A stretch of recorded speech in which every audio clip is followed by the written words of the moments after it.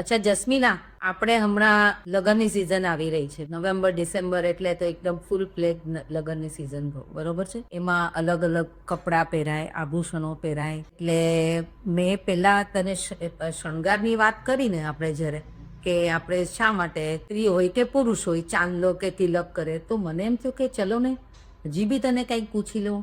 તો શું ભાવો છે? મારે એ જાણવું છે કે આપણે જે મંગળસૂત્ર પહેરીએ છીએ, જે ઓલમોસ્ટ મને લાગે છે આખા ભારતમાં એક લગ્નનું પ્રતીક હોય છે કે લગ્નના સમયે એક જે વર હોય એ વધુને એ પહેરાવે જ છે. અચ્છા, તો છે ને એની માટે મારે એ પૂછવું છે કે આપણે મંગળસૂત્ર જે છે એની અંદર સોનાનો ઉપયોગ અને કાળા મણીનો ઉપયોગ કેમ બીજો કોઈ રંગ નથી હોતો?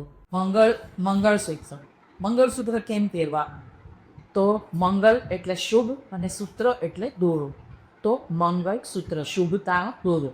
હવે મંગળસૂત્રમાં બ્રહ્મા, વિષ્ણુ અને મહેશ ત્રણેય દેવતાના આશીર્વાદ મળે એટલે સૌથી પહેલાં તો લગ્નમાં એને પહેરાવવામાં આવે. બીજી વસ્તુ છે, શાસ્ત્ર મુજબ એવું છે કે હિન્દુ ધર્મ જ્યારે લગ્ન કરે અને ત્રણેય ત્રિદેવના આશીર્વાદ આપણને મળે તો એ કેટલું સારું. બીજું કે વિષ્ણુ પુરાણમાં આપણે લખવામાં આવેલું છે કે પત્નીઓ સુહાગ ચિહ્નો જેમાં મંગળસૂત્ર સૌથી શુભ માનવામાં આવેલું છે. હવે પ્રશ્ન એવો છે કે એ કેમ કાળા દોરામાં છે?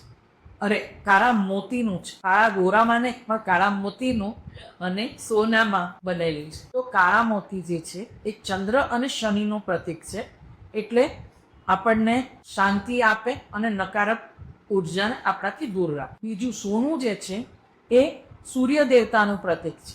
સૂર્ય દેવતા અને ચંદ્ર દેવતા એ બંને સાથે.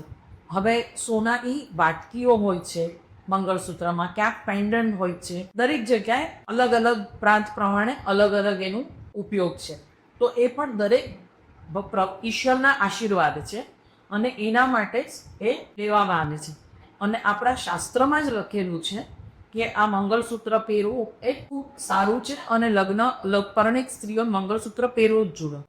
હવે વૈજ્ઞાનિક દ્રષ્ટિએ આપણે ગળામાં અહીંયા પર લઈએ અને અહીંયા આપણું અનાહત ચક્ર છે, એટલે અનાહત ચક્રની પાસે એ હોવાથી સોનું એને અડે એટલે આપણા અનાહત ચક્રને એ સક્રિય રાખ્યા કરે, કેમ કે જેનું પ્રેશર પડે ગળામાં બી એનો દોરો અડે, એના માટે એ સૂર્યના આશીર્વાદ. સો આ એનું કારણ છે કે આપણે મંગળસૂત્ર કેમ પહેરવું છે.